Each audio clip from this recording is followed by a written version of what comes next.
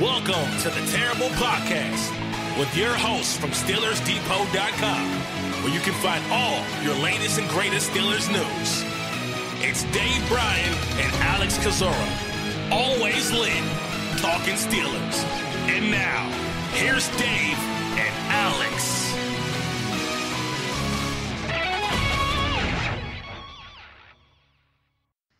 Welcome to the Terrible Podcast, Season 9, Episode 70. He's Dave Bryan. I'm Alex Kozora, SteelersDepot.com. Thanks for listening to us, Steelers Nation, Dave.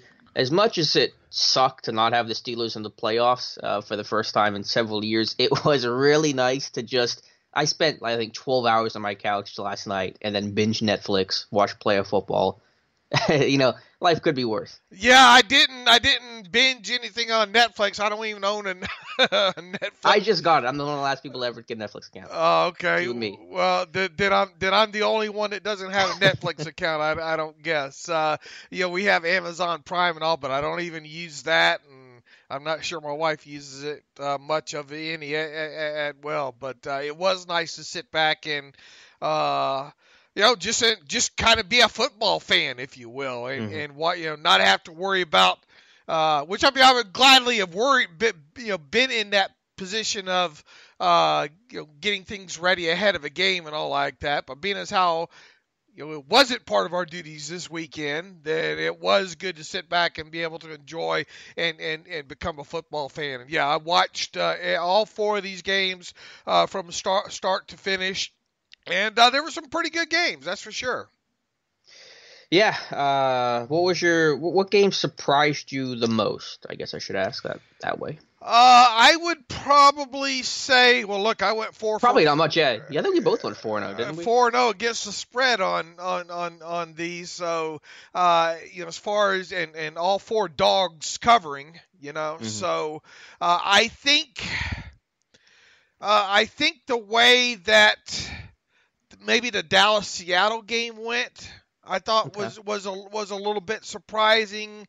I think Seattle gets too much in that wanting to run and not let Russell Wilson do Russell Wilson things. Do you know, I think it was him, and it might be him and only him, that tied Ben Roethlisberger for the longest, or for the most touchdowns that flew 20 yards or more in the air. I think they each had 11. And now, obviously, Seattle, I think, made a more of an attempt to run the football throughout the season than the Steelers did. But I was just a little bit surprised that I thought Seattle, other than covering, I thought Seattle would have and should have won that game outright, and obviously they didn't. We talked about going into this weekend how Dallas, with their offensive adjusted net yards per passing temp and their kind of middle of the road defensive number in that stat, they were one of the only team with a negative differential heading into the playoffs. I really thought that game would go Seattle's way.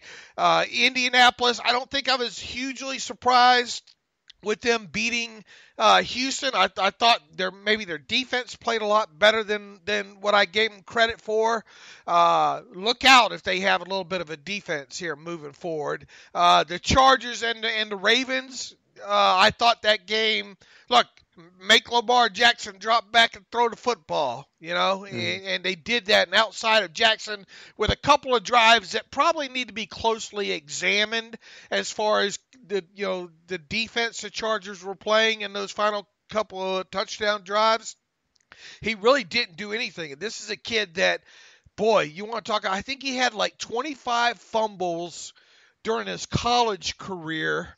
And this season now he's had 11 or 12 or 13, something along those lines. He needs to figure out a way to hold on to the football, and they need to take a long look at how he reads defenses and tries to push the football down the field. And the other game, the Eagles and the Bears, that was a good game, some good defense, probably like we thought we would see in there. I thought Mitchell Trubisky made some throws that he really needed to make more than 15 yards down the field. I thought Foles, that play call on the final touchdown there to Golden Tate was key. And then, look, I mean, you put it in the hands of your kicker to make a field goal like that at the end of the game, which was, makeable by NFL standards. And he has a double doink to knock you out of the playoffs there. So what a heck of a way to kind of wrap up the playoffs there. I don't want to say I wasn't surprised, but not overly surprised. I'm getting my joke in a little late here, but at least Seattle was balanced, right? That's the important thing, isn't it? As long as you have that balance, it's okay if you lose. Yeah, and people, I think Bucky Brooks is another one saying, well, all four teams that won this week ran the football more. Look, I mean, if you're ahead, of games in the fourth quarter, you're going to run, right? Yeah, his tweet wasn't even that rushing yards matter. It just said rushing attempts matter. So I can't wait for the Steelers to unveil their kneel-down offense in 2019, because apparently that's the key to victory. Right. Now, look, I'm not saying that there's not spots in the game where you don't need to run the football. And Lord knows if you can run the football at 6 yards a clip, you should never throw the football ever again, Mm-hmm. But, looking at what the Steelers offense had to go through this year, and we've talked numerous times already, just since the season ended, about how many long fields this team had to conquer, and how many. What do you remember the stat I put on Twitter with how many plays the Steelers actually ran with a lead of 2 scores or more? I mean, it was like 116 or something like that. And most of those came in or all of them came in like 5 or 6 games. I mean, this is a Steelers team that in the fourth quarter did not play with the lead very much. So, with the way that defense of theirs is, you were afraid to just coast with it, I think. I mean, in today's NFL, most of these games generally end up one possession anyway. So, to me, you better keep the hammer down if you can. And once again, there are parts in games where I'd like to see them be able to not just run for the sake of running, but run effectively early in the game. And I think that's one thing. If you go back and look at the Steelers this year, without Le'Veon Bell, and bless James Conner's heart, he did a heck of a job, but they weren't running successful during games. And if you're running and gaining 2.5, 3, 4 yards, those are not successful runs in most situations. So you don't just run just to do it. And you can accomplish virtually the same thing with that short passing game that we talked about at the end of last week as well too. So anyway, we got a lot of time to break down to that. But the narrative of just running just to run and that being part of reasons why you win is just really bogus, if you ask me. Let's put our Steelers caps on now after covering the rest of the NFL. And I got the name wrong. I thought Joey Porter was going to stay, but I think I called when it was going to happen. It's always Friday after the podcast. Literally, a half hour after we wrapped up on Friday, the Steelers announced that they parted ways with, did not renew the contract, fired, whatever level of language you want to put to it. But bottom line, no Joey Porter for next year, and I'm guessing that doesn't surprise you very much. No. I think he was on my list to go as well too, and really it's probably when did the dust up outside the bar take place? January of 2017, is that right? I think I don't have a clear memory of it. They probably don't either. All right. Well, that they really should have probably gotten rid of Joey after that last bar incident that he had. And I believe that was kind of the time too that Kevin Green was, look, I'm willing to get back into this thing, being outside linebackers coach and all. Just think it'd been interesting to see how things played out had they gone that route there. So everybody knows that Porter and Tomlin kind of buddy. I believe their kids Played high school football together. Played high school football together, and they suppose, I guess, smoke cigars at the I don't know. I've heard kind of old kind of mess about those two off the field together and all like that. But I think another thing that Mike Pursuta put out there, and Matthew Marksey recapped and wrote about is, maybe Porter was part of this. Was a divisive aspect of, or played a role somewhat in this Antonio Brown thing, whatever you want to call it. Porter always pitting defensive players against offensive players in practice and trying to rub them, get some raw feelings involved in that, and Pursuta wrote about that. I think Pursuta wrote about more of the culture involved with Porter on the staff and all like that. And I thought Matthew did a great job of writing and recapping about that. I think that's entirely possible. I also don't think, when you look at Joey Porter's coaching career, what did it encompass? He was a grad assistant at Colorado, and then I think maybe 1 year on the staff at Colorado before becoming a Steelers defensive assistant, I think, for a year, and then ultimately outside linebackers coach. Really not much of a resume there, right? Yeah, pretty limited resume in that regard. Let me read Pursuita's tweet. This is from the 4th. He says, quote, "Had a couple offensive players share complaints about Joey Porter late in the season that he was trying to pit the defense against the offense in a divisive manner. The approach wasn't understood or appreciated. This smells like a move to address culture, chemistry." So it does sound like it's almost as much, if not more, about kind of the tactics than it is just the actual coaching element of Porter. And I thought there were some positive things that he could take away from an on-field perspective. TJ Watt's development, I thought Bud Dupree developed, not at the rate that we would want to see, but I thought he did improve this year. But ultimately, there's a lot more to coaching than just the on-the-field product. And so I understand why they made the move, and you trust them to make a good decision. Yeah, and now I guess the question is are they done? And it does not sound like it from the other reports that came out. Right, and however, people were tweeting at me that I think Craig Wolfley said, well, normally the Steelers make all their moves at one time, this, that, and the other, and I'm guessing that he's speculating that they might be done. So, we'll see. I wouldn't get all worked up about it one week and 1 day after the Steelers season ending. There's a lot of time for this to happen. Now, if we get to I don't know, the end of this week, right, and no moves are made, maybe there won't be. But yeah, I think if it happens by the end of the week.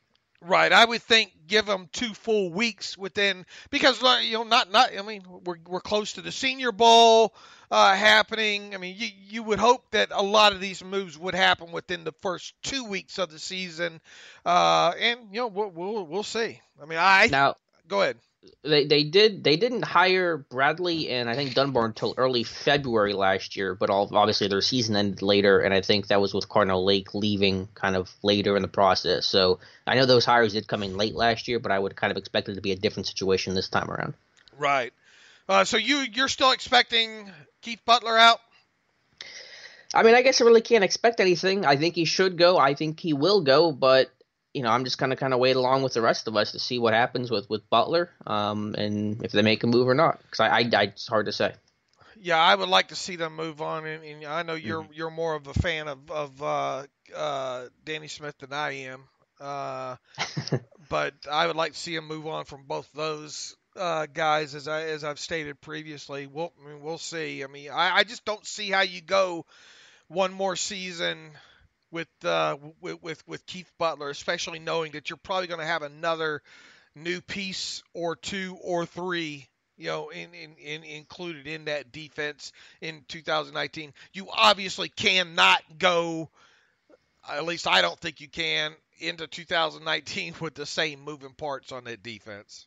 Right, and they would run counter to everything that they've talked about, or Tomlin's talked about, if the changes are coming. So I don't think, you can fire an outside linebackers coach and say, well, we did our thing, and we made enough changes. Yeah, it doesn't sound like There's our change. Yeah, that Yeah. won't go over too well right there. Okay, more of this AB stuff now. I go was ahead. real quick with the Porter, just to kind of, I wrote an article today, just some of the candidates that could replace. Obviously, I have no idea. I'm just kind of throwing stuff at the wall. They're just kind of fun to do. But a couple names to throw out there. Obviously, the big name that we talked about in replacing Joey Porter is going to be Kevin Green, who's with the Jets right now, but they're going to make a bunch of staff changes with a new head coach eventually coming in. So Kevin Green was a name. Chris Kiffin was a name I wanted to throw out there. Obviously, the Tomlin has a close relationship with Monte Kiffin, Chris Kiffin's dad. They worked in Tampa together. They ran some Steelers practices together. So I thought Chris Kiffin, who's a pass rush specialist for the 49ers, makes sense. Then a couple of college coaches, Billy Davis from Ohio State, Brad White from Kentucky, Bob Riepel III, the son of Bob Riepel, the former Steelers special teams coach from the 90s. He's in Wisconsin right now. So just some names to check out if you're on Steelers Depot to maybe see, some names of who could replace and who makes sense to replace Joey Porter. Is Kiffin right now, what is his official title with the 49ers? He got hired last year to be the pass rush specialist. And how did their guys do this year? Sack total did improve from 30 the year before to 37 this year. So not a big improvement, but an improvement nonetheless. And I assume that would be a step up for him. I imagine it's pass rush specialist, outside linebackers coach. It sounds like a step up. That's an interesting name and one I hadn't thought of, but you would hate that it would be mostly based on, and I know why you do it. I mean, it's easy to draw the line to Kiffin, but man, I sure would just get the right guy in there, no matter the connection or not. I mean, it doesn't have to be because you worked with somebody, before you have a link to that kind of tree there. What about and I was asked about this and kind of tweeted out about it too. Jim, what was his last name? Herman. Herman. Yeah. Don't we view him though as more of an inside linebackers coach? I think, he kind of wore a lot of hats as a D coordinator, so I don't want to pigeonhole him in the one spot. So that's possible too, but I think Tomlin did try to downplay it, asked about it after the fact. I don't know if that's him just trying to, put his coach hat on or what, but I guess that makes sense too. Yeah, I especially if they moved on from Olszewski there at inside linebacker coach. That would make some sense there. So it'd be interesting to see if that position comes open. And but boy, I sure would like to see them get someone in there that's been around a little bit with a little bit bigger coaching resume, if you will. Do you think the hire has to be somebody with NFL experience, or do you think they can go straight from college ranks the way they did Tom Bradley? Man, I would really like to see them have somebody that we can look back at a record at in the NFL, personally. Yeah, me too. Personally, I agree. The Kiffin name sounds great and all, but how long, not much of a history there, Yeah, just 1 year in the NFL, the 2018. And who was some of the later names? Billy Davis, who was the Eagles defensive coordinator. He's been in the NFL for a long time. Yeah, I recognize that name now. Yeah, he hopped in with Urban Meyer, but with Meyer retiring, maybe that could be incentive. Brad White was actually the Colts linebackers coach for like 6 years, so he went to Kentucky, and Kentucky had that really good pass rusher, Josh Allen, who probably going to be a first-round pick this year. And then Bob April spent a couple years in Buffalo, where they turned Lorenzo Alexander. They moved to a 3-4. Alexander had a massive spike in sacks at 33 years old. He spent time with Rex Ryan with the Jets, so that was kind of a 3-4 background there. So I think all the coaches on my list have an NFL background to some degree, and that's kind of what I'm looking for too, is somebody that has coached maybe college and NFL, so you get both perspectives. I think that'll be helpful with connecting with the young guys, but also teaching professionals that have been in the league and know what's going on. We're going to get to some listener questions here later on in the show, but before we do, one that I want to make sure, and I'm not sure where it is in the pile, but I want to make sure we address real quick. Somebody had wrote in, I believe, and asked, can we define what a high quality sack is? And I guess it's one. Look, it's very subjective. Let's start with that. You know it when you see it, kind of thing. I generally like to think that it's one where you're winning a one-on-one situation, and you're winning that one-on-one situation or one-on-two situation. You're winning it within and you're at the quarterback within like 3.5 seconds. I think that's a good starting point, and really 3.5 seconds is way too. I'd say less than that. I'd say 2.5. Yeah, well, I mean, 2.5 is still kind of pushing it. Let's just say 3 seconds or under. Let's split the difference, Okay. and say if a guy, because I mean, look, you get a guy to pat the football once, in there and come off the first read, then maybe you're if you win that you're getting there in 3 seconds. So a discernible or win, if you will. I mean, that should stick out on tape. Not a tackle goofy footing it or false stepping or something along those lines. Even though that's not the pass rusher's problem there. I mean, just go look at most of Khalil Mack's sacks. There you go. But I mean, it is very subjective when we talk about high quality sacks. I mean, when you get into these ones, and bless his heart, T.J. Watt's had quite a few of them so far. That they're 5, 6, 7 seconds. They're sacks. I mean, you don't take them out of his column, but A, did his pressure even cause them initially? And B, most of that's probably got to go on the coverage as well there too. So I think when you see a high quality sack. Yeah, it's just being able to beat an offensive lineman cleanly with some move and getting the quarterback in, let's say, under 3 seconds. That's kind of the quick definition of it. Yeah, and look, something I might have as a high quality sack. Alex might have as okay, yeah, not middle of the road kind of. So it is subjective. There are no defined parameters, I think, in there. But like Alex said, if it happened under 3 seconds, then look and see how it happened. There was he run in? Was the quarterback flushed into? The guy that you're evaluating, who couldn't win at the line of scrimmage, was the quarterback flushed his way and he got the sack that way, or did he beat his guy? Those are the kind of things to look at. So that's just something I wanted to tackle real quick off the top here. Okay, Dave, you mentioned AB, more saga there. As you said on Friday, more stories were going to come out. There's probably more like 5 or 6, as you predicted, stories that came out again with AB. I've kind of taking a step back to help tune some of this stuff out because there is just so much information and it seems to contradict itself every 2 minutes. But do you have any different thoughts on AB now than you did Friday? Well, I mean, not me personally, no. But, you have Ryan Clark. I mean, he was the topic all weekend long. He's going to probably be – I mean, there's not a weekend going to go by probably. This is going to turn into kind of the Le'Veon Bell thing now where every Saturday or Sunday morning we have a Steelers are trying to do this. Steelers may or may not trade AB. Ryan here, I mean, his 15 more minutes of his fame right now as a former teammate talking about him, and he's not painting AB in a great light. As a teammate and all, but sooner or later that's going to run dry. I mean, I think Randy Moss had a few things to say, but Randy Moss, like it or not, is still kind of good friends, I think, with AB. So he's going to have to probably kind of watch his mouth, a little bit when it comes to some things that he says. It just looks like, you're going to have a little bit more of these he said, she said, other than definitive kind of things moving forward. And we still don't know why any of these things came to roost, with AB doing what he did.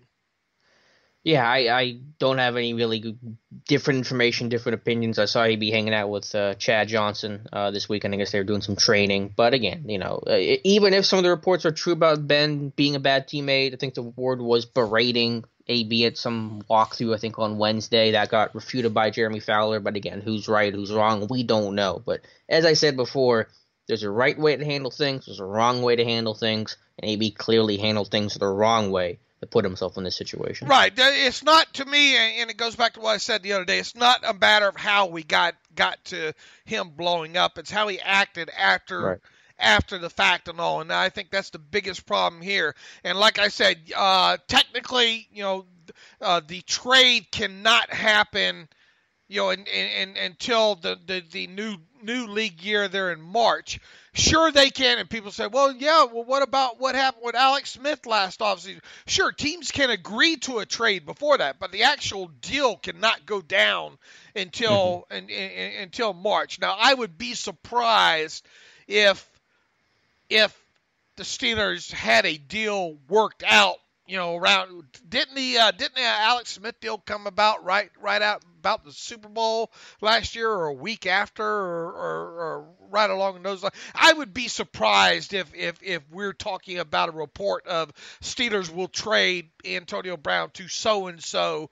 By the time the Super Bowl rolls around, to me, it doesn't feel like something they do. I think they will try to, get this thing, because look, there's another aspect of it is that trade's not official until it's official. So why would you could potentially have something worked out with another team. AB shows his hindquarters again, and that team backs out of it. Those kind of things. So like I said, I will be surprised if the Steelers work out a trade with AB before time. Now, I'm not even convinced that they're going to trade him. Period. So, the unfortunate part is you're going to hear a lot of speculation between now and March 13th about whether or not the Steelers are not going to trade him. And it'll be interesting to hear. Unfortunately, I'm not sure it's going to happen this week. It might be next week.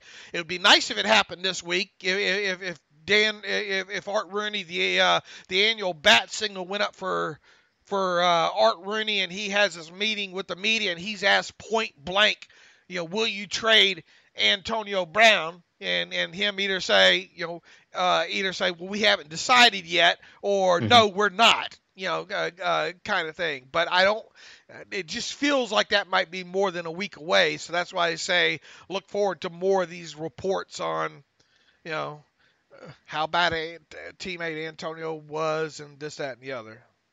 And I'm not really expecting Rooney to put it in those certain terms, one way or the other. I think he'll give more of a diplomatic answer. But Dave, I know we talked about the cap ramifications and how financially a trade would affect the Steelers. We had gotten some questions over the weekend about dead money, what exactly dead money is, how does it work? Can you explain that to the listeners? Yeah, a lot of people are asking, well, if you trade AB, why doesn't everything on the books go with him?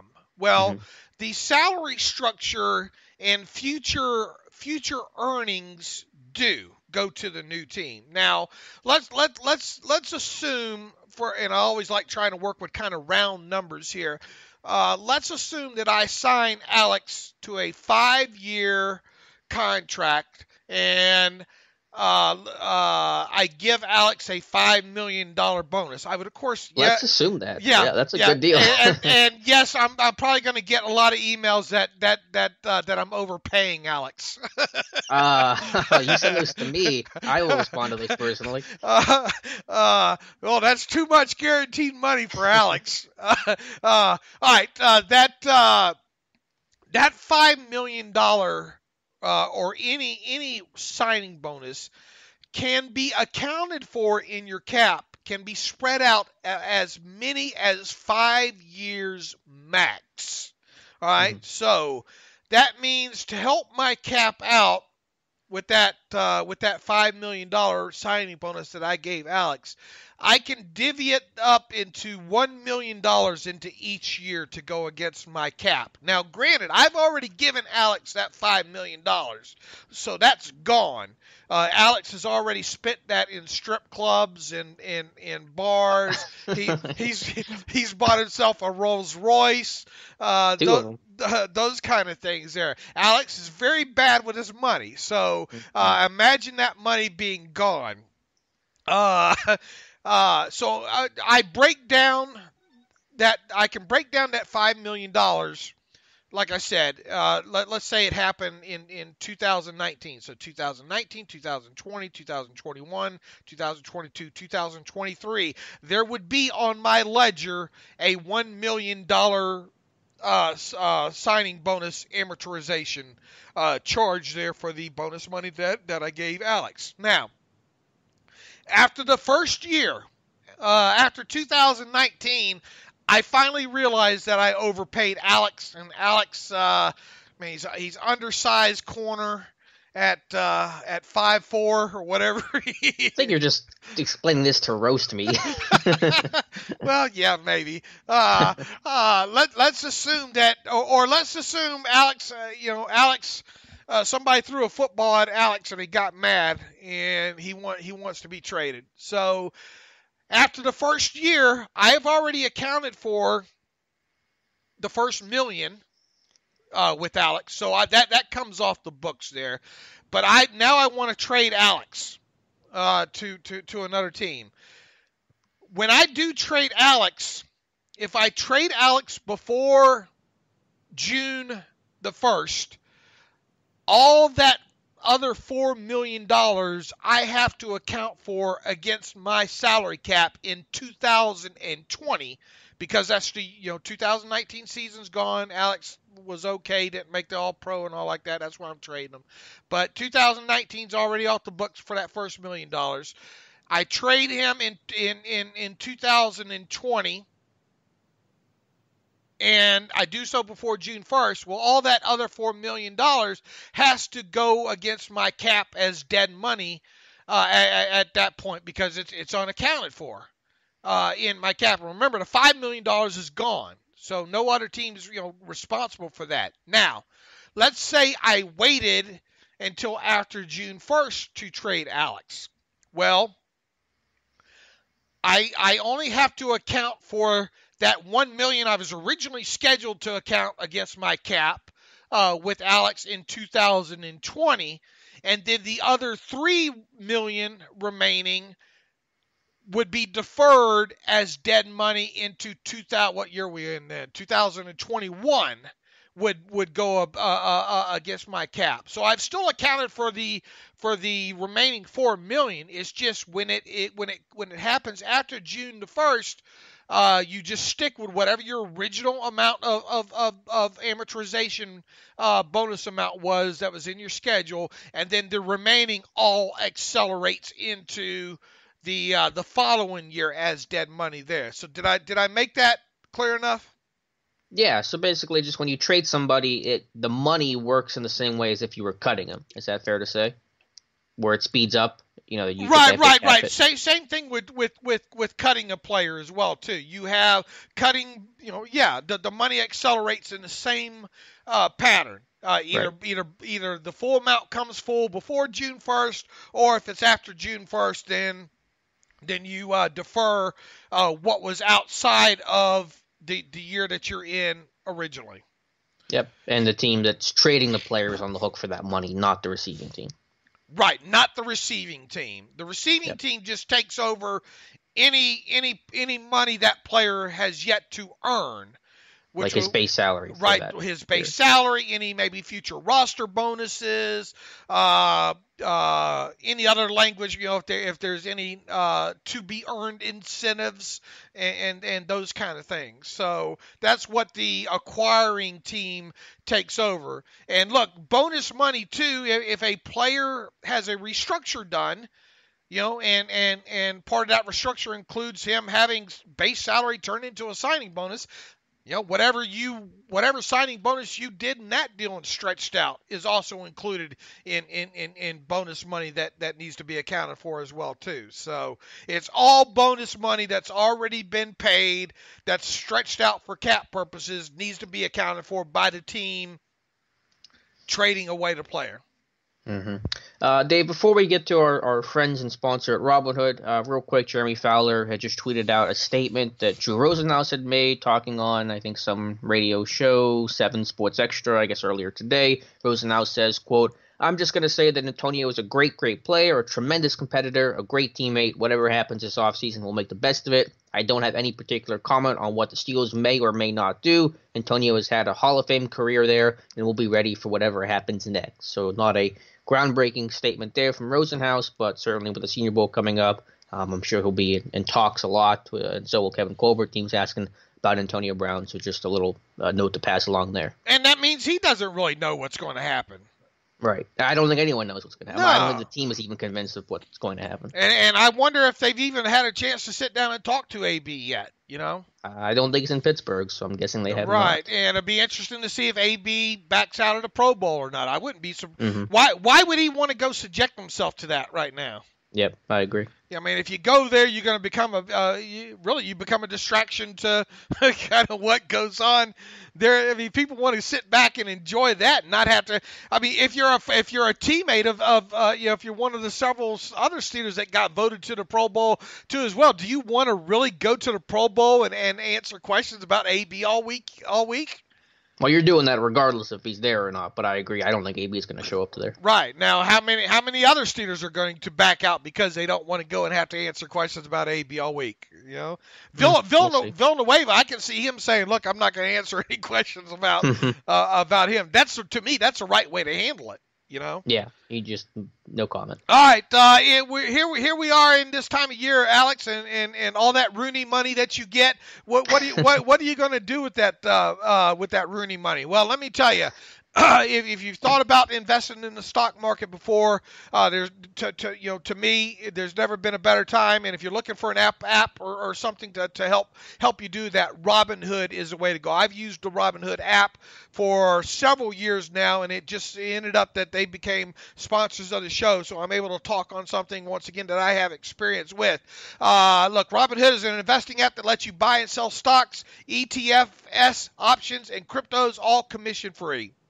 They strive to make financial services for everyone, not just the wealthy. It's non-intimidating way for stock market newcomers to invest for first time with true confidence. There's no minimums involved. It's simple, intuitive, clear design with data presented in easy to digest way. They're constantly, in fact, too. I think they just recently updated their app that made following along and reading some of the things and reading some of the news about stocks a lot easier to do as well. And, the values of the Robinhood app, once again, no cost, no commission fees. Other brokerages will charge you up to $10 for every trade, but Robinhood doesn't charge commission fees, trade stocks, and they keep all of your That way you keep all of your profits there. The app is designed with ease of use in mind. They use those easy to understand charts and market data in place in 4 taps on your smartphone there. Their web platform that they use also lets you view your stock collections, if you will. The 100 most popular sectors like entertainment and social media are all curated in categories. They also have it broken down by female CEOs as well too. I know we have a lot of female listeners on with the podcast as well too. So you can learn by doing. You can learn how to invest as you build your portfolio here. You can discover new stocks and track favorite companies with personalized news feeds. You can get custom notifications for price movements and never miss anything. Be right there at the right time with the right moment to invest. So, this, like I said, once again, this is a app that I use. Try, give it a try. There's no minimums involved here. And Robinhood has given our listeners a free stock like Apple, Ford, or Sprint to help them build their portfolio right at sign up. They can get this by signing up at Steelers.robinhood.com. That's Steelers.robinhood.com. So if you go there and go to that URL, if for some reason you forget, use the promo code Steelers. I think that'll accomplish the same thing for you. But ideally, they would like you to go to Steelers.robinhood.com to sign up, and look, you get a free stock to open up with, and you can play around with the app and go forward from there. And I highly suggest that you do. And we appreciate Robinhood for being a sponsor of the Terrible Podcast. Absolutely, Dave. Thank you again to Robinhood.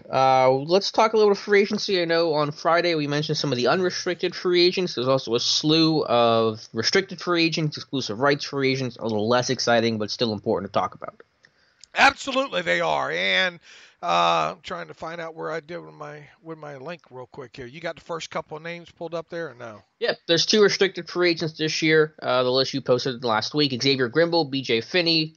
Certainly, Finney will be tendered. I know you mentioned you might even go second-round tender with Finney just to make sure no team has an incentive to put in an offer sheet, especially if Ramon Foster walks. Grimble, I think you do an original round tender, which is undrafted guy, right, or first refusal, but I think that's fine for both players. I'm not even sure you give Xavier, and we don't have the full amounts of what these tenders are right, because they go off of what the salary cap is. Sure, we have some ideas of what they will be based on the raw numbers that are out there. But with that said, I'm not even sure.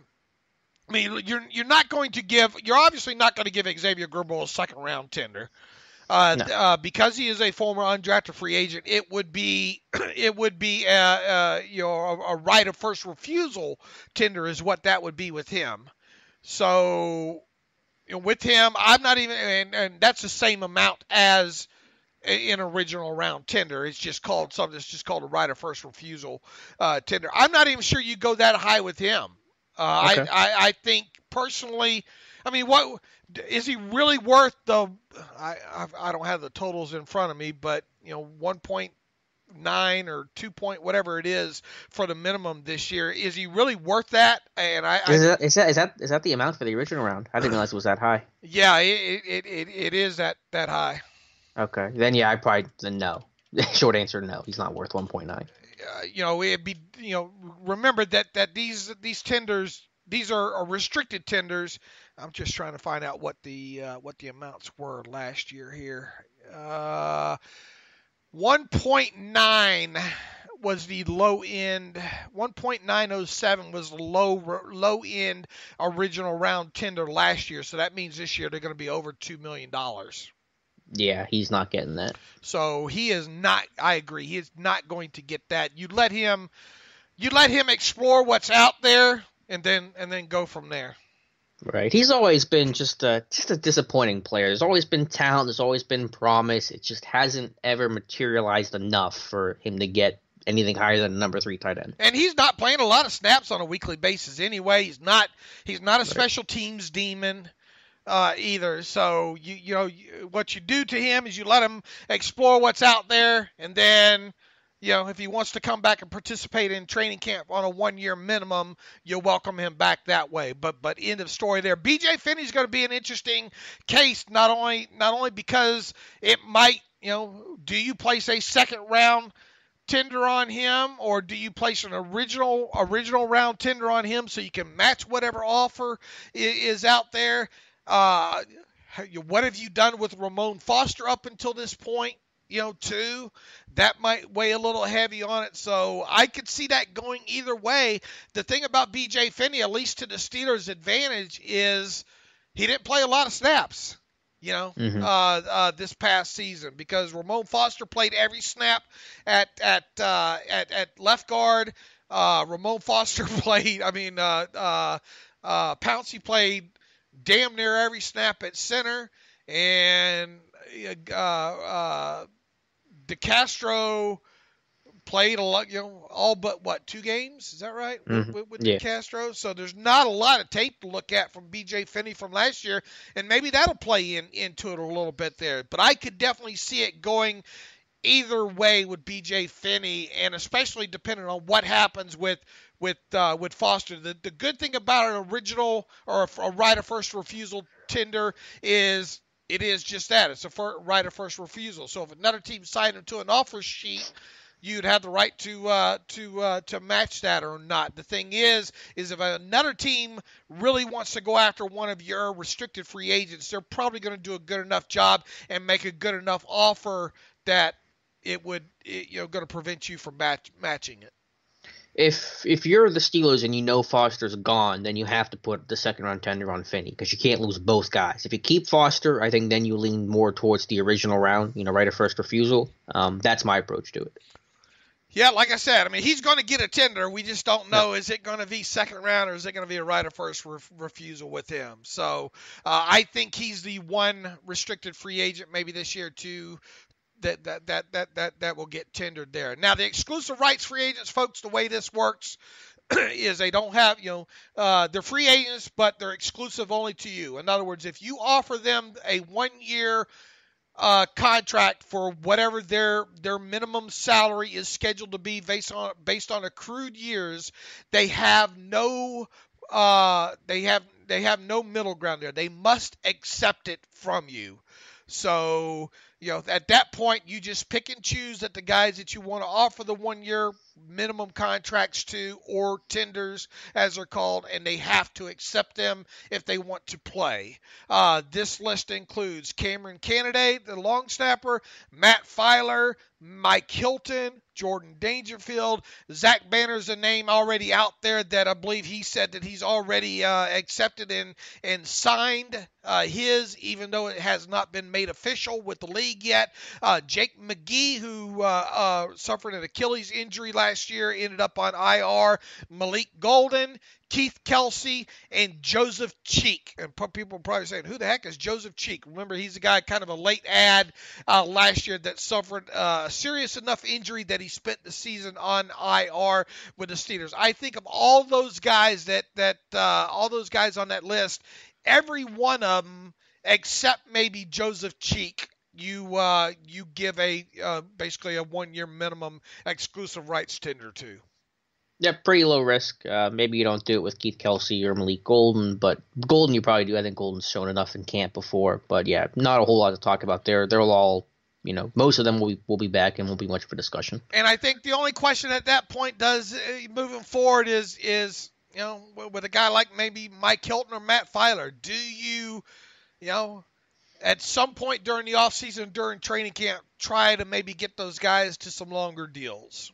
Mm-hmm. I'm not sure. If you don't look at the last 6 weeks of the season, I would have said a definite yes for Hilton getting a deal. But I think they kind of soured on Hilton. He saw his play time reduced. He got benched by Sutton in the Patriots game. Sutton cut into his snaps the rest of the way. So I'm not nearly as convinced now about Hilton. I think they let 2019 play it out and kind of see what happens. Right, and remember, these guys being exclusive this year, they would be restricted. Right. Next year. So that's one of the benefits here with these guys is that you have them on the hook for a while at very affordable prices,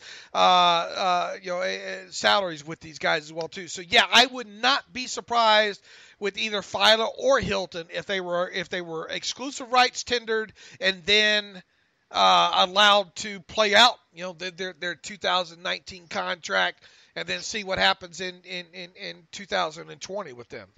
Yep, if you can play him for cheap, you play him for cheap and use that money elsewhere. So, Dave, where else did you want to go before you get wrapping up the show here? What else do we have on the list there? We didn't mention the signings or the All-Pro teams. I know you wanted to get to that. They signed, or the All-Pro team, I guess we'll start there. Marquise Pouncey, only Steelers All-Pro, named second team. No DeCastro, which was a little surprising. DeCastro, I was a little bit surprised about, and even more surprised once again that he received 2 All-Pro votes for left guard. Yeah, don't know what's going on there. A year after receiving 3 votes for left guard. Now, obviously, last year he was a first-team All-Pro, as was Cameron Hayward, as was Antonio Brown, as was Le'Veon Bell. We talked a little bit about Peter King, I think, and not voting for Antonio Brown because of his final week dust-up. I don't want to get back into that again. Would Antonio Brown have made All-Pro even if he had not had what happened to him the final week of the season? The answer is probably no, right? Maybe make second team? Yeah, I think he would have made second team. All right, so in other words, you're thinking a lot of voters were influenced by what went down that last week? I think so because of how, the recency bias of it. He only got, how many votes did he get for All-Pro? I think 7? No, 2. 3? Was it 2? Okay, yeah. So I feel like there's no way. Well, here's the thing about wide receiver, too. Each voter with the AP, with the wide receiver position, votes for 2 wide receivers. Whereas the other, right guard, there's only 50 voters. Mm-hmm. Okay, so with like right guard, you're only picking one player on your vote, and left guard only one player, center only one player. Wide receiver though, you're allowed to pick two. Right. With that, so there was 100 votes to be had, and AB only got 2. Yeah, that tells me that off the field stuff played a big impact. He's not, if he was clean on the field, he's not getting just 2 votes out of 100. And Juju got 1. Yeah. I think I was a bit surprised Marquise Pouncey got enough to be second team. Who do you think was more deserving of an All-Pro? And I think I know where you're going with this, but DeCastro or Pouncey, who's more deserving in your mind? I thought Pouncey played better. Top to I thought bottom. DeCastro was better. I thought Pouncey was solid. What did I say? Did I say Pouncey? Yeah, you said Pouncey. Oh, I'm sorry. DeCastro Okay. played better, obviously. DeCastro, we didn't even have him down for a sack. Yep. I had 2.5 for Pouncey this year, which was high for him. And here's the thing too. Yeah. I mean, is he going to get punished because I'm talking about DeCastro here, because he missed 2 games to injury? The guy who Zach Martin missed 2 games also. You know. And here's the other thing, and I wrote this up in the post the other day. Teron Armstead, who was I think he finished second team left tackle, if I'm not mistaken, tied second team left tackle. He only played in 10 games. Yep, he's just coming back this week. I think they're finally getting him back now. Well, they got him back for the Steelers game, but didn't he Well, then he bowed out pretty quick. I think he maybe finished it out, but he's been up and down. Right. I mean, was he that dominant in the 10 games that you say, oh look, this guy's gets and he was one of the ones I think that had 7 votes or something like that him and somebody else tied for second team all pro there.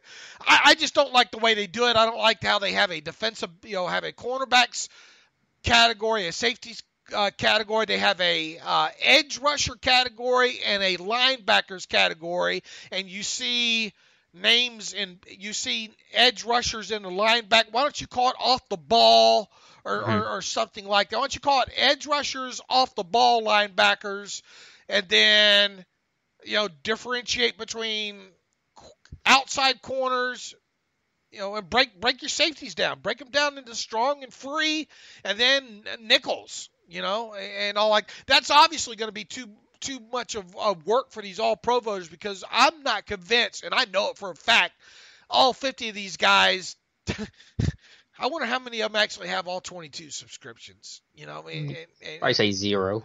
And go in there and look at it that way. I think at this point in time, with the luxury, with as far as advanced, how many of these guys just look at Pro Football Focus rankings and vote off of that? God help them, And look, I like I've said multiple times, I use Pro Football Focus, but I use it for certain things. I use it sometimes to double check about who they maybe had as a guy in coverage for blame, just so maybe if it's someone different than me, it'll make me go back and look at the tape a little bit different and see if I can pin it on a certain guy there. It's not gospel by any stretch of the imagination. I think some of these, I firmly believe that some of these 50 use it as gospel, and now Pro Football Focus is probably basically running our all pro list. Yeah, that's totally possible. So, yeah, I don't want to make too much about it. Obviously, only one Steelers disappointing. I thought DeCastro should have gotten it, but congrats to Pouncey, because he played really well this year, all he's been through, coming off that severe knee injury in 2015 with the staph infection and the 7 surgeries, and didn't know if he was ever going to play again, and now he's playing really at the same level he was prior to the injury. So really impressive there. Dave, Steelers made 2 signings. I think that happened right after we wrapped up the show on Friday too, for their future contracts. They're building their offseason roster. To Gray Scales, a linebacker from Rutgers, and Deontay Spencer, a CFL player up in Ottawa, signed deals. Scales is an undersized, not super athletic linebacker who had a good Rutgers career. I spent time Illinois, right? Is it Illinois? Am I getting my name? I thought wasn't Scales the one that went to Illinois? Indiana. That's it. I mean, Indiana. Yep, Indiana. We both were Right, wrong. both wrong. Why did I think Rutgers? I'm thinking of that Turay guy in the Colts. Anyways, I'm sorry. Indiana, not Rutgers. I got the red jerseys on my mind. And he was an inside linebacker there, Scales. Yep, inside guy. He was with the Colts, I think, for just a little bit of December. Was with the Rams, I think, in camp. So undersized guy there at 6 foot 230, ran a 4.77. So unimpressive measurables, but we'll see what happens there. Spencer's an interesting guy. Kind of reminds me of Stephon Logan. I think he's just under 5'8", 170 pounds, but ran a 4.34 apparently. Had a good year with the Ottawa Red Blacks in the CFL this past year. So that's kind of reminding me of a Stephon Logan 2.0. And Spencer's a little bit older guy too. He's a kid that came out of McNeese State? Yep, McNeese State. Back in like 2014 or something like that. So he had a quick cup of coffee as an undrafted free agent. Then I think he landed with the St. Louis Rams for a moment there, and then he was gone, basically off to the CFL, where I think he spent like the last 4 seasons there. Fast as a Dickens, a good return guy.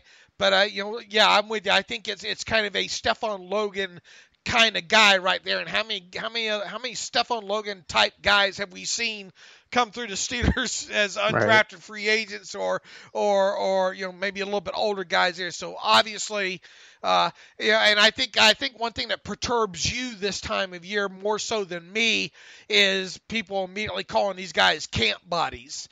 Yeah, it's my pet peeve. Yeah, and look, I mean, the fact of the matter is most, 98% probably can be thrown in that classification, but we have seen in the past a few of these guys make it. So, give them a fair shot. And if there was absolutely no way that they make it, they probably wouldn't be signing a contract, or the Steelers probably wouldn't be having them in. You have to have these players to fill out your roster, and you never know. I mean, you give these guys long looks, injuries happen and all like that. So yeah, we get the whole camp body thing, but we have to evaluate them all just the same for fairness, and that's why we're not going to probably talk about them in that light. My favorite random fun fact: Stephon Logan is still playing football. He's still in the CFL. The dude's going to turn 38 in June, and he's still playing football. So hats off to him. All right, what else do we have on the list there, Alex? I think before we get to reader emails, we want to talk about our other sponsor this week, which we appreciate. Have been sponsor for most of the season now. Our friends at MyBookie. Absolutely, and they got a new, kind of a new spill here now with the bowl season winding out. By the way, who do you have tonight? Give me Bama. It's got to be Bama. Yeah, I'm be a good game, though. I'm taking Bama as well, too.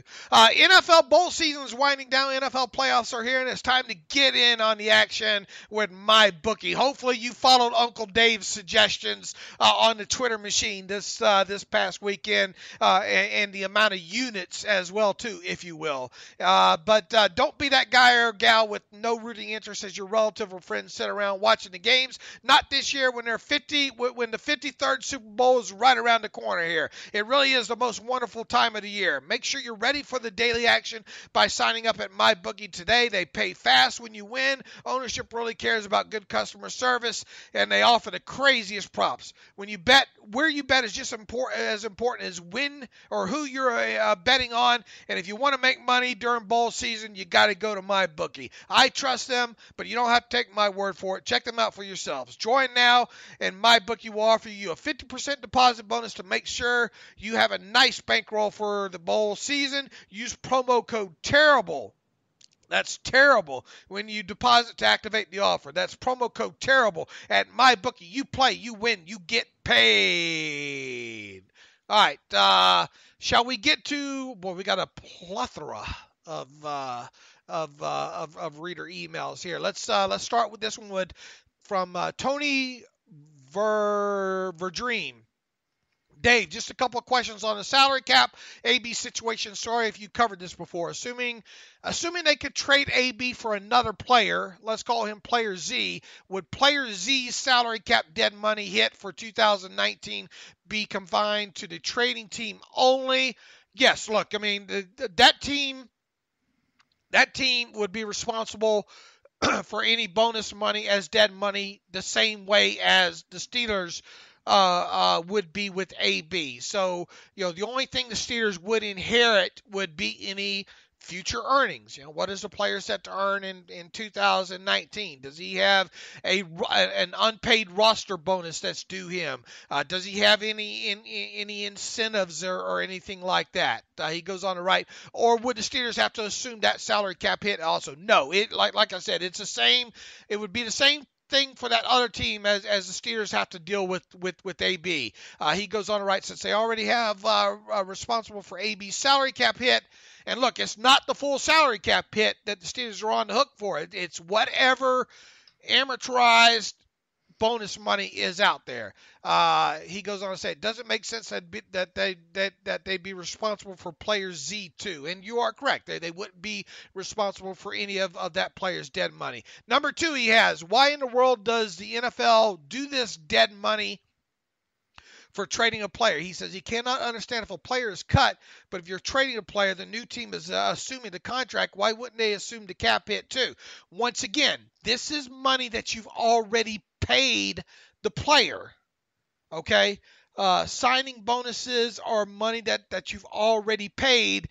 It's just you're having to account for it on your cap because you paid that money. You cannot pay that money to the player and it be gone, and it's not fair for another team to have to account for that money that you already gave that player. I think that's kind of the simplest way I can put it. Is that right, Alex? I mean, yeah, that's fair. That's why you hear this talk about dead money. That's money that's already paid that the league graciously allows you to spread that money out over future years to account for it against your salary cap instead of having to account for it all in 1 year, because it would be quite hard for a team to give a player an $11 million base salary and a $15 million signing bonus on top of it. And look, some teams will don't like to spread money out like that. With a signing bonus, they'd much rather have the signing bonus all hit in the first year alone and just give a bigger base salary, if you will, to help prohibit maybe future dead money there. The Steelers are not one of those teams that do that. They'd much rather give the player the signing bonus and stretch it out the maximum that they can. Either the life of the contract, if that's shorter than 5 years, or if it's 5 years or more, the maximum that they can spread it out for is 5 years. So that's where the fairness comes into that, Tony. And once again, no question about the salary cap is a stupid question, because I had to ask those same questions at one point to get where I am with the understanding of this. Jason Campbell, hey, Dave and Alex. So much out there from the so-called pundits regarding AB. If he's upset about others not living up to the highest standards, why act like a baby when you mess up? Especially if the reports are true about being late to meetings and practice. Thanks. P.S. I'm hoping you're willing to speculate on potential trade value if that ultimately happens. Jason, look, it's hard enough to speculate on what actually happened to send AB over the edge. I think Alex and I are in agreement here that it's not so much what caused it, it's how AB acted after the fact. And yeah, I mean, it's kind of stupid for him to act like, if the reports are true, how, as Mike Tomlin laid out last Wednesday, it's quite silly for him to act that way. It's quite silly for him to run around on social media right now, liking and favoriting, trade speculation and this mess with other players on other teams. That all that kind of stuff to me at 30, 31 years old is, it's kind of silly if you ask me. Speculating about what AB potential trade value will be, it starts at a first-round draft pick and then kind of goes from there. What do you think, Alex? Yeah, I mean, I'm in a similar boat, and with the AB trade stuff, I know you mentioned on Twitter, and you're totally right about it. Well, AB liking a tweet doesn't mean that he's going to be traded, the team's going to deal him, but I think it's a signal that he's certainly more than content to one out of Pittsburgh. I think that's kind of what my takeaway is from AB doing that kind of stuff.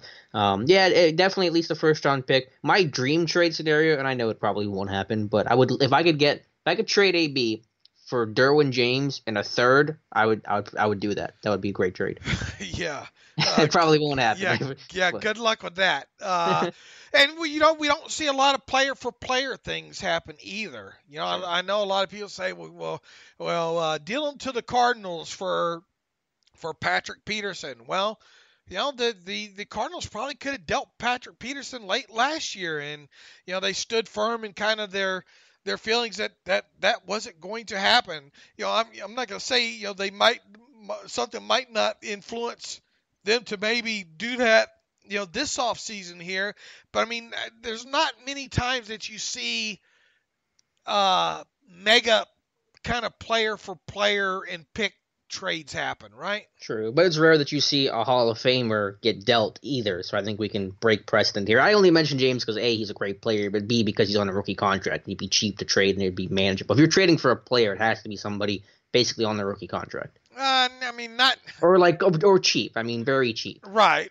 Or look, do you really want to? You got to look at how much is left on the contract. Do you want to really the bulk of your compensation be a guy that's entering the final year of his contract that you have? Well, Derwin James is entering the final year. No. I'm not talking about. I'm talking about the stuff like and I don't know how much longer Patrick Peterson has on his, but for trading for a more established player that might have, let's say, only 2019 left on his contract, do you really want to trade for that player, and hopefully there's a pick or something involved, in addition, but look at it that way too. Always research out how much longer the player that you're trading for has left on his contract as well too, because there's no guarantee, that you're going to be able to re-sign that player after 1 year. So it essentially becomes a one year rental there. So look, I mean, the only speculation that I'll do on this, and once again, I'm not 100% convinced that they will trade AB, but I would think that it starts with a number one, and I don't think you're going to get two number ones. I really don't. Do you, Alex? I know I mentioned that last week. Hearing some of the stuff from Schefter and company, it sounds like that's going to be tough to do because I guess of his age and some of the off-the-field concerns. So, yeah, I guess I've kind of settled into more of a 1 and something else like you. Yeah, maybe a 1 and a 3. Maybe if you're lucky, a 1 and a 2. But this didn't take anything away from AB, who's arguably still the best wide receiver in the game. It's just at his age and all, and the way he's acting, do you really want to, trade away a 1 and a 2 for him? I mean, is there such thing as a team being one player away from the Super Bowl? I think when you're adding AB, I mean, it's just I think teams value draft picks too much because what are the odds that whatever draft picks you get in a first and second round class are going to be better than the next 3 years that Antonio Brown is going to give you? I think it's slim. Sure. I think ideally, and this every trade's different. I think speculating, I would think a 1 and a 3. Something along those lines. So, unfortunately, we're probably going to be having to be forced to speculate about this for several more weeks here. Andy Cribbs. Hey, guys, listen to one of your podcasts about a year and a half ago and haven't missed one since. Great job. Thank you, Andy. I'll start with the unpopular opinion, which is Keith Butler doesn't deserve to be fired. Oh, Andy, are you ready for some tomatoes to be thrown at you from the gallery? Honestly, all I can boil this down to is if Shazier hadn't suffered such a catastrophic injury and had Artie Burns somewhat lived up to his first-round selection, how much better this defense would be. I think there's a lack of talent in the secondary and linebacker group, and it would be a tough task for any coordinator to make successful consistently. I understand you can put some unsuccessful development of 25 Artie Burns on him, and at the end of the day, but I still don't think that warrants him losing his job. His thoughts are on AB are that ultimately he'll be in a Steelers uniform next year. That being said, if the team could get 2 first-rounders with at least one in the top half of this draft is the only way I could do the deal. Losing him would be a huge loss, and they would have to compensate that by getting a game changer immediately. Also, if a team is willing to give up 2 firsts, at the end of the day, AB is 30-year-old skill player. How long until he starts to slow down? How would you rebuttal to Andy and his talks that Keith Butler maybe doesn't deserve to be fired? Well, I think it's totally fair to say that, he has had the most talent, and there's blame to go for Tomlin and Colbert for that, not on Butler. But I look at things like, it's not just the development of the players, it's how he's using the players that are available. Like blitzing Drew Brees, coming out with a game plan to blitz Drew Brees heavily has nothing to do with losing Shazier. Playing dime on the goal line against 12 personnel has nothing to do with losing Ryan Shazier or Artie Burns not developing. Putting a linebacker on a number 3 receiver over and over and over again and never adjusting has nothing to do with losing Ryan Shazier or not the development of Sean Davis. So I look at those elements in the schematic stuff that aren't tethered to how good a player is, but just what you're doing with any particular player. And those are the things that time and time again, TJ Watt on Sammy Watkins for back-to-back plays. Those are the things that you say, it doesn't matter who the player is, that position, that's not a good matchup regardless, and you're not putting that player in a position to succeed. And that's been my biggest issue with Keith Butler. And Andy, I think you kind of heard our thoughts on AB and trade possibilities and all as well too. Thank you for the email there. Azim Washington writes in, there's no way AB should be pulled from everyone's all-pro list. He's clearly a top 2 to 4 wide receiver in the league. I can't stand that players' money and bonus are tied to riders. All these all-pro, Pro Bowl lists should be decided by coaches and players only. Look, here's the thing when it comes to these votes and all like that. Pro Bowl is for the fans. I understand why they have a third of the say, and not, most of the time that's weighed in probably more heavily, and coaches and players probably go along with that. I'm not sure all players and coaches do get their votes in on the Pro Bowl and all like that. I think the AP needs to take a harder look at their 50 riders, though, Azim. So, yeah, look, if you judge AB on the field, you can make a good argument that he at least deserved to be second-team All-Pro this year. John Newark writes in, hey, guys, long-time listener of the show, 4 to 5 years, love the content you guys put out. I haven't seen this discussed anywhere. But what would you think about the Steelers signing Jadeveon Clowney, assuming that the Texans let him test free agency in the offseason? Clowney has shown he thrives as a pass rusher, as a 3-4 linebacker, and the Steelers break the bank, they could change the entire landscape of their pass rush. I know he has injury concerns and is overwhelmed overall since he was drafted, but he has seemed to shine this year. Thanks again. I mean, I'm certainly open to it. It'll be one name that gets thrown out there, definitely. I guess my concern with Clowney is that he's always seemed to underachieve a little bit. I don't think he's even had a double-digit sack season. I mean, there's various reasons for that, injuries and J.J. Watt and, yada, yada. But that would be my one concern with him. Obviously, it comes down to cost. But, yeah, I'm open to it. Yeah, I think the cost, what he's going to probably command if allowed to hit free agency versus that kind of questionable living up to the first round status to this point, plus the injury concerns still, would kind of have me kind of look the other direction there with him. And look, it's not typical for the Steelers to go after those kind of high dollar guys in these situations, especially if they hold on to Bud Dupree and paying that $9 million. Okay.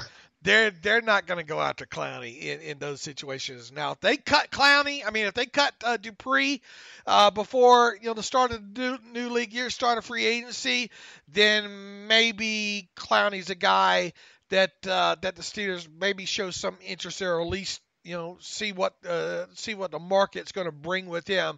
On the flip side, we don't know. Are the Texans going to franchise tag him? Mm-hmm. Yeah, I have no idea who's getting retained and who's not. So I usually wait on some of that speculation because half the guys we could talk about now are going to stay with their current team. All right, Patrick Slobodiak This is Pat, big Steelers fan. Want to start off say to you guys, Steelers Depot does a fantastic job at everything that you do. Really, you guys do great and awesome job. Thank you, Patrick. Also, like to say, keep calling out people who do not provide facts and people who just say absolutely straight stupid stuff. Hey, that's one of my special. He says that's hilarious. I know a lot of people, and this is me saying, I know a lot of people on the show don't like talking about that. But plus, you guys are the only ones I can actually believe when it comes to Steelers news, because frankly, I don't know who to even believe about info. Hey, you're not alone sometimes, Patrick. And Steelers, let alone any NFL teams with the shaky reporting going on nowadays. His question. So to my question, when do you think more coaching changes will be done with the Steelers after Porter? Thanks for your time. I would think talking about Steelers all day is a blast. Hope someday he can do this something similar. Patrick, the best thing about, I think, and maybe Alex can talk about this as well too, is when we wake up every morning, we just don't know what direction the day is going to go in. I mean, we just don't know. We think we know. We think we might have a day planned out, want to write about this, that, and the other, and then X happens in there. So I think that's one of the beauties about what we do. About your question about coaching changes, I think we kind of hit that on the early in the show. I would think within this week, Alex, right? I would expect, yeah, you would hope and think. And we'll see. If it doesn't happen after that, then I don't know. And on the offensive side of the ball, it sounds like Munchak is considered to be a front runner right now. They're still interviewing, I think, McFangio today, the Broncos are, but also the Munchak has interest in the Broncos job. So I'm pretty sure if he gets offered it, which I think he will, he's going to take it. All right, Patrick, thanks for the email. Mark Spiegel writes, with AB inevitably not being on the Steelers next year, I'd be careful with that word inevitably, Mark, first and foremost. That's like saying inevitably Landry Jones will beat out Joshua Dobbs for the number 2 spot. You gotta be careful talking. If one thing I've learned and continue to learn, you gotta be careful about talking in definitives when it comes to the Steelers for certainly. But he says, with AB inevitably not being on the Steelers next year, do you think that they would reconsider signing Bell to a deal? We're going to need more offensive weapons than just Juju for Ben. I was asked, I think, a similar question and maybe it was you on Twitter this past week. I don't think that the Steelers, I don't think that they would look at this as a, either or type situation. I think they look at AB and say, what are we going to do or try to do with AB? And then they look at Le'Veon Bell and they say, what are we going to try to look to do or not do with Le'Veon Bell? I don't think they have these things tied together with an either or an or. I agree. I think you framed it well. All right, Mark, thanks for the for the email there. I'm trying to read some more of these, Alex, because we didn't get to any of these the other day. Cole Sachs. Are we getting set up here? Cole Sachs? Just get to the question. I'll probe that too much. Cole Sachs. It's Cole Sachs time again. That's Cole Gin, by the way. That's a Kiss song. Do you believe that the Steelers would trade AB to the Cardinals for Patrick Peterson and a first-round pick? If so, do you think the Cardinals would accept? Thanks. Love the show. It gets me through work without strangling my Ravens fan boss. You have our permission to go ahead and maybe rough up the ladder of the two there. No, we're just kidding there. I think we already kind of hit on the Patrick Peterson thing. Man, I mean, do I think the Cardinals would accept AB for Peterson and a first-round pick? That sounds kind of rich right there, right, Alex? Yeah, I don't expect that kind of deal to happen, put it that way. Like we said, I don't want to rule out a player-for-player deal in this situation here, or a player for maybe a later round pick or something. It's just, man, it's so hard to, people are going to ask us to comment probably 50 more times on this. It's so hard to predict, something like that happening, and which teams specifically. Yeah, there's probably going to be more teams, these 5 teams willing to trade for AB than these other 27. Yeah, I get that, but to kind of nail down And then nail down exactly what teams would accept is kind of tough. But I would be really surprised if it was AB to the Cardinals for Peterson and a first round pick. That just seems a little way too rich for me there. Kara, let's see. No, Jonathan Mason here. Question.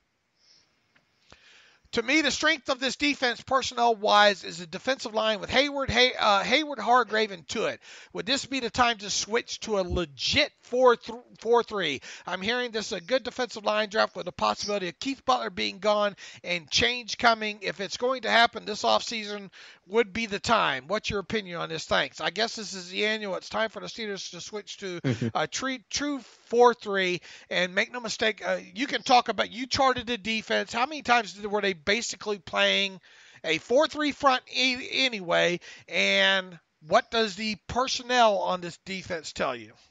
Yeah, I don't think you're going to make a full-blown switch. I don't think you have the pieces. And, you might hurt the development and the success of the guys you just mentioned by switching them to a whole new scheme where the pieces don't fit correctly. They weren't drafted to be 4-3 kind of guys. I know everything's been blended today with techniques, and you get defensive ends that line up more as 3 techs than they do 5 techs. But still, I don't think you have all the pieces. And what do you do with Watt? And, it's just a whole laundry list of issues there. So I think you're seeing this become more of a hybrid team. I think you could definitely see more 3-3-5 next year. I think you'll see, a lot of mixing and matching, and that's fair and that's fine. But I don't really see a full-blown switch to a 4-3. Yeah, I don't either. Not with the personnel that they have in place right now. Let's see. Who did I say that was? Jonathan. Thanks for the email, Jonathan. Caleb Winterburn. Hi, Dave and Alex, rest of the Steelers Depot team. You guys do amazing work following the show regularly, 3 years on the website, longer, read articles, blah, blah, blah. He lives in Canada, so not too many Steelers fans up there, mostly Green Bay and Minnesota fans. Let's see if my wife and I finally got down to Pittsburgh to see a game in 2018. Unfortunately, it was a disastrous Sunday night affair against the Ravens. Still worth it. Anyways, it worked for myself at home as a house painter. Listen to the podcast. Probably. I think this is more of he's looking for a job. Okay. Caleb, look, I got a full team right now, so I'll keep this email tucked away here for you should something come up here. But I appreciate the email on that. Michael Tranquillo. Hi, Dave and Alex. Happy New Year. Wanted to ask how much.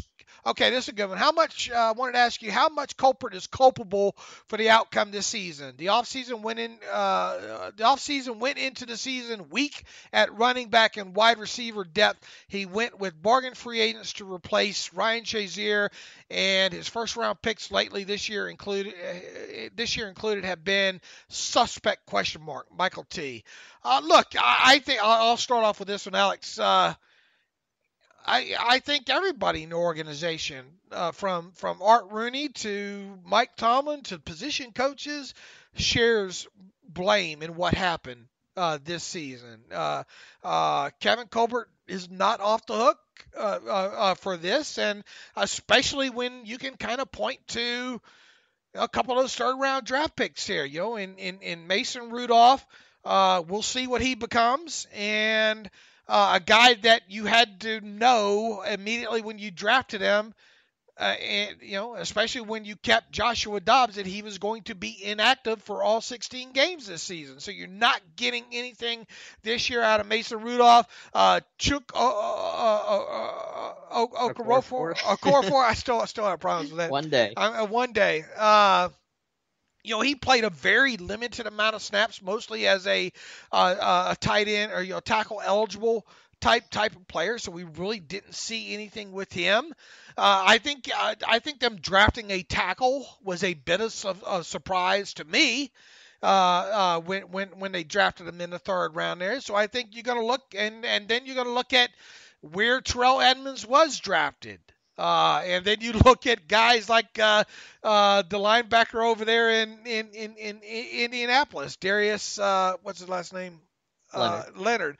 The Steelers were never going to take a small school linebacker in the first round, right? I mean, he wasn't Power 5. So do they need to change that thought process there. I mean, how many guys really thought that Terrell Edmunds would be a first-round pick, let alone even maybe a second-round pick there? So, yeah, Colbert shares some blame in this and sticking to the Steelers' way of not going high-profile free agents, and especially at the quote-unquote inside linebacker and dime backer position with Bostic and Morgan Burnett. Those things were kind of predictable, though, overall. But yeah, I mean, he deserves some blame in this. Absolutely, he does deserve blame. There's a talent deficiency on this roster, especially in the secondary, and Colbert's in charge of putting together the roster in conjunction with Mike Tomlin. So when there's talent issues on the team, which there is, then you blame the GM, which you should. All right, let's get one more. This will be the final one. Jeff Scherer writes in, let me preface this email by saying I know you probably disagree with this tired take. Here it goes. I see distinct difference between the team, the first half of Tomlin's tenure as compared to the last team current. The difference primarily being the leadership in the locker room. When Tomlin took over, he had veterans of Cowher holdovers who for the most part kept the locker room in check. As those players retired or moved on, the team became more undisciplined, and here we are today. A total mess that Tomlin's trying to rein in. I don't know what this word is. People might not like to admit Tomlin won a lot of games with Cowher players, but you have to consider this team behaves way differently when it was a mix of pre-Tomlin players and Tomlin players. Now that his stamp firmly on this team is shown to me, a lack of control, and has finally bled through to the point this current roster may need to be blown up and rebuilt. Am I starting off? Yeah. You handing the baton to me. Yeah. I mean, I generally reject the idea of winning with Cowher's players. I think that is kind of low-hanging fruit. You still have to win. Winning in football is tough. I don't care whose roster it was and inherited and whatever. You still have individual seasons where you have your own trials and tribulations you have to go through and overcome, and there's a lot of leadership that has to be done at every level for that. I think obviously in the Cowher era of the early mid-2000s, on the back half of his coaching career, you didn't have things like social media. You didn't have things like Twitter to deal with where these things were front and center and in your face, and one tweet can create a whole news story. So I think that there's a lot of new challenges that coaches today have to deal with that guys like Bill Cowher and in that era didn't have to address and worry about. So I generally will disagree with that idea. Didn't Bill Cowher go 8-8 with Bill Cowher's players? That's also true. In 2006 here. Look, this is the same old. I don't buy into the whole. And I know James Harrison recently said Mike Tomlin won with Bill Cowher's players, but once again, Bill Cowher went 8-8 with Bill Cowher's players, and rosters change over by roughly a third every year. All right, so I guess you could say Tomlin won with Bill Cowher's coaches, some of Bill Cowher's coaches too. Frame it however you want to frame it. I just have never subscribed to any of that. Now, have there been some disappointing years as of late with these Steelers? Absolutely, there have been. I think this past season, it was really disappointing. I mean, I would have bet a lot of money that the Steelers, barring an injury to Ben Roethlisberger early on in the season, would be in the playoffs this year. They're not. They weren't. They're not. They need a lot looked at here for sure. I don't think you just fire Mike Tomlin this year because of what happened. I don't think you fire Kevin Colbert this offseason just because of what happened this past season. I think a lot needs to be looked at, and I think it is. And I will be very disappointed if Joey Porter is the only change on the coaching staff this offseason. You're going to see another third of this roster change over and should change over during the offseason here. And will AB be one of those that go out there? We'll see. Should Mike Tomlin be on more of a coaching hot seat in 2019? You're damn right he should be. I agree with all that, but if this team advances deep into the playoffs in 2019, but does not lose it all, do you fire Mike Tomlin? I don't know. I'm going to get to that question whenever we come to it. My last thought for the email is that I know, and I've gotten it a lot, and I've seen it a lot, that people want to blow this roster up and just start over. I think blowing a roster up is the easy thing to do. I don't subscribe to that idea, though, because fixing is hard, but that's what coaches and these staffs get paid to do, is to fix things. I think anybody can come in and just trade everybody, fire everybody, and blow the whole roster up. But as long as you have number 7, you still have a chance. You should not blow this roster up. You got to be, you have to take the more difficult path of fixing the problems rather than just saying get rid of anybody, because that's an easy cop out, and you shouldn't do that when you still have Big Ben. As long as you have Big Ben, you look at the quarterbacks remaining in this year's playoffs. A lot of good ones. A lot of good ones. You get some young ones as well too. Will a more experienced quarterback win the Super Bowl this year? True or false? Well, I picked the Saints, so I'll say true. Yeah, I picked Brady, so I'll say true. I don't think. Who is the list real quick? I mean, you have Breeze, Brady. Go ahead and rattle them off. Rivers. Well, let's just start AFC because I'll get myself confused. AFC's left is Rivers, Mahomes, Brady, and Luck. NFC, you have Breeze, Goff, Prescott, and Foles. Yep. Right. There's your quarterbacks. I don't think Prescott's going to win it. Mahomes is a nice story. I just don't think. I think something happens with their defense there that limits there. So I don't think Mahomes wins it. Who else do we have that's younger? Goff. Yep. Maybe he makes it to the Super Bowl but doesn't win it. The other 5 are pretty experienced guys, right? Mm-hmm. So it just goes to show you, time in, time out. If you got a quarterback and a halfway decent defense, you can make a run at this thing.